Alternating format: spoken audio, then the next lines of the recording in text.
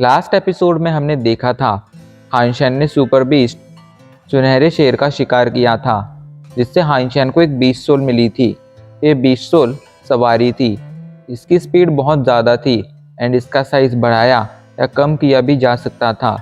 इस वजह से हाइंशन काफ़ी ज़्यादा खुश था, जिसके बाद उसने सुनहरे शेर का मीट होली एंजल को खाने के लिए दे दिया था। होली एंजल जब उस मीट को खाती है तो उसकी पावर बहुत ज़्यादा बढ़ने लगती है। अचानक से हाइंशन को कुछ टूटने की आवाज़ सुनाई पड़ती है एंड तभी वो देखता है कि होली एंजल, जो पहले एक छोटी बच्ची थी, अभी के लिए एक एडल्ट वुमेन में बदल गई थी। ये देखकर वो शॉक में चला गया था। वो जल्दी से होली एंजल का डिस्क्रिप्शन चेक करता है तो उसकी आंखें खुली की खुली रह जाती हैं, क्योंकि वहाँ पर था super pet war angel. Holy angel evolve होकर वॉर एंजल में बदल चुकी थी एंड अभी के लिए एक सुपर पेट बन चुकी थी। हाइंशन के पास अब दो सुपर पेट आ गए थे। पहला था उसका गोल्डन सैंडवॉर्म एंड दूसरी थी उसकी ये वॉर एंजल, जिनका हाइंशन को फ्यूचर में बहुत ज़्यादा फायदा होने वाला था। हाइंशन वहाँ से स्टील आर्मर बेस आ जाता है। इधर हमें शूशाओ को दिखाया जाता है, जो अपने साथियों के साथ एक बीस्ट का शिकार कर रहा था, लेकिन तभी कोई बीच में आकर उस बीस्ट को मार देता है। ये देखकर शूशाओ गुस्से में पूछता है, आखिर तुम कौन हो और तुम्हारी हिम्मत कैसे हुई मुझसे मेरा बीस्ट छीनने की। लेकिन जब शूशाओ की नज़र उस आदमी पर पड़ती है जिसने उसका बीस्ट चुराया था, तो उसे देखकर उसकी आंखें खुली की खुली रह जाती हैं।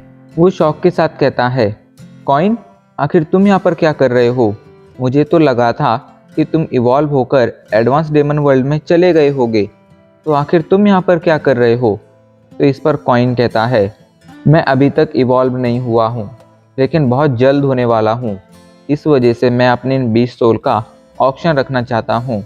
मैं चाहता हूँ कि तुम मेरी इन 20 सोल को ऑक्शन में रखो। ये कहकर वो शूशाओ को अपनी सारी की सारी 20 सोल दे देता है। शूशाओ उन्हें एक्सेप्ट करते हुए कहता है, क्या तुम्हें डर नहीं है कि मैं इन्हें लेकर भाग जाऊँगा? इस पर कॉइन कहता है, बिल्कुल नहीं। एंड हाँ, तुम्हें इन 20 सोल को सिर्फ इवॉल्वर लेवल के एज जोन लाइसेंस के लिए ट्रेड करना है, उसके अलावा मुझे और कोई चीज़ नहीं चाहिए। ये कहकर कॉइन वहाँ से चला जाता है। सभी लोग अभी के लिए कॉइन एंड शूशाओ के रिलेशन को देखकर शॉक में चले गए थे। शूशाओ के साथी उससे इस बारे में सवाल भी पूछ रहे थे, पर शूशाओ तो अभी के लिए अपने ही ख्यालों में गुम था। आज कॉइन उसके सामने बिना आर्मर के था, लेकिन इसके बावजूद वो उसका चेहरा नहीं देख पाया था। इस वजह से वो काफ़ी ज़्यादा निराश था। इधर हमें निंग्यू को दिखाया जाता है, जिससे उसका सर्वेंट कहता है, सर, आपको अभी के लिए इवॉल्व होने की ज़रूरत नहीं है। अगर आप एक बार इवॉल्व हो गए तो फिर आप ज़्यादा दिनों तक लो डेमन वर्ल्ड में नहीं रह पाएंगे। तो इस पर निंग्यू कहता है, नहीं, मुझे ज़रूरत है। हाइंशन को पकड़ने के लिए मेरे पास इसके अलावा और कोई रास्ता नहीं है। मैंने जिन लोगों को बुलाने के लिए कहा था, क्या वो लोग आ गए हैं? तो इस पर सर्वेंट कहता है, हाँ, आपने जिन 13 इवॉल्वर्स को बुलाया था, वो सभी के सभी 13 इवॉल्वर्स बहुत जल्द यहाँ पर पहुँचने वाले हैं। वो लो डेमन वर्ल्ड के अलग अलग बेस से हैं एंड उनकी पावर बहुत ज़्यादा है। ये सुनकर निंग्यू के चेहरे पर मुस्कान आ जाती है। अगले दिन ही सभी इवॉल्वर्स वहाँ पर पहुँच गए थे। एक इवॉल्वर निंग्यू को बताता है कि कॉइन अभी के लिए स्टील आर्मर बेस में एक ऑक्शन रख रहा है। कॉइन को और हाइंशन को थोड़ा स्टडी करने के बाद निंग्यू की आंखें सिकुड़ गई थी। वो इन दोनों की फाइल्स मंगाता है, क्योंकि उसे शक था कि कॉइन ही हाइंशन है एंड हाइंशन ही कॉइन है। इस बारे में पता लगाने के लिए वो डिसाइड करता है कि वो जाकर कल का ऑक्शन ज्वाइन करेगा। अब सीन चेंज हो जाता है एंड हमें अगले दिन का सीन दिखाया जाता है। ऑक्शन हॉल लोगों से खचाखच भरा हुआ था। हाइंशन वहाँ पर युआन और क्वीन के साथ बैठा हुआ था। तभी ऑक्शन हॉल में एक इंसान एंट्री मारता है, जिसने खुद को पूरी तरह से आर्मर से कवर कर रखा था। लेकिन हाइंशन उसे तुरंत पहचान जाता है एंड मन ही मन सोचते हुए कहता है, निंग्यू, आखिर ये यहाँ पर क्या कर रहा है? वहीं निंग्यू भी समझ गया था कि हाइंशन ने उसे पहचान लिया है। हाइंशन की इस पावर ने उसे भी शॉक कर दिया था, लेकिन अब उसका ये डाउट पूरी तरह से कंफर्म हो गया था कि हाइंशन कोई नॉर्मल इंसान नहीं है। अब जब हाइंशन ने उसे पहचान लिया था, तो उसके आर्मर में रहने का कोई फ़ायदा नहीं था। इस वजह से वो अपना आर्मर वापस ले लेता है। कुछ ही पलों में ऑक्शन शुरू हो जाता है। हानशेन ने प्लान बनाया था कि वो ऑक्शन में अपनी सभी की सभी 20 सोल रखेगा, मतलब कॉइन के पास जो भी 20 सोल थी उन्हें रखेगा एंड खुद उन पर बोली लगाकर उन्हें खरीद लेगा। जिसके बाद वो उनका पेमेंट कर देगा एंड सूशा वो पेमेंट कॉइन को दे देगा एंड कॉइन हानशेन ही था, तो ऐसे में वो सारा का सारा पेमेंट उसे ही मिलता। मतलब यहाँ पर हानशेन बिना किसी लॉस के कॉइन की सारी 20 सोल अपने पास ट्रांसफ़र कर सकता था। ऐसा वो सबके सामने करता। ऐसे में अगर फ्यूचर में हानशेन कॉइन की कोई भी 20 सोल यूज़ करता तो इससे किसी को भी शक नहीं होता कि हानशेन और कॉइन दोनों एक ही हैं। इसी प्लान के साथ वो ऑक्शन में बैठा हुआ था।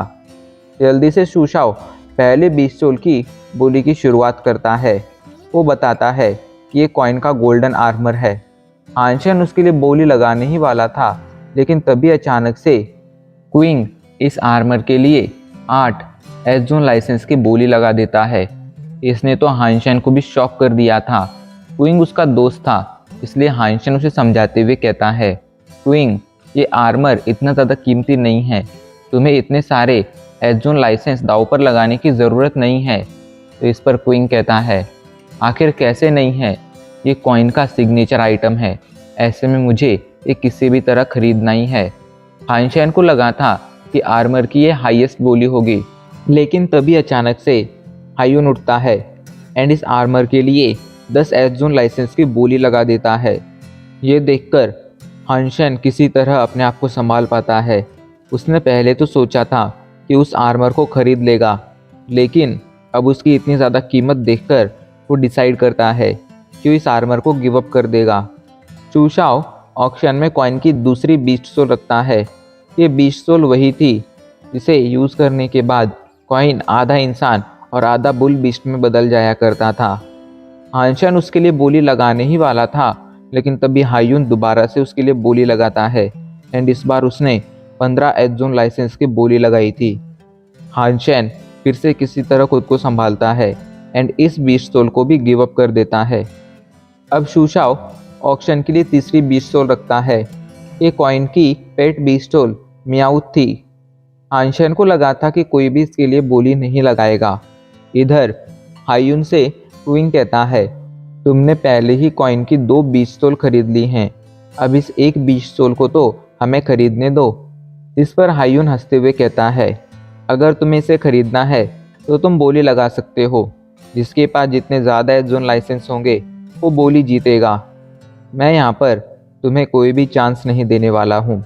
ये कहकर वो म्याउथ के लिए बोली लगा देता है। उसने 12 एस जोन लाइसेंस की बोली लगाई थी। हानशेन म्याउथ को खरीदना नहीं चाहता था, लेकिन उसके म्याउथ के साथ काफ़ी ज़्यादा इमोशन जुड़े हुए थे। उसने म्याउथ के साथ काफ़ी वक्त बिताया था एंड ये तो ह्यूमन नेचर ही था कि जब ह्यूमन किसी चीज़ के साथ या इंसान के साथ वक्त बिताता है तो उसका आदी हो जाता है, उससे उसे अटैचमेंट हो जाती है। हानशेन को भी म्याउथ से अटैचमेंट हो गई थी एंड इसी वजह से वो इमोशंस में बहते हुए म्याउथ के लिए 4 यूनिवर्सल एस जोन लाइसेंस की बोली लगा देता है।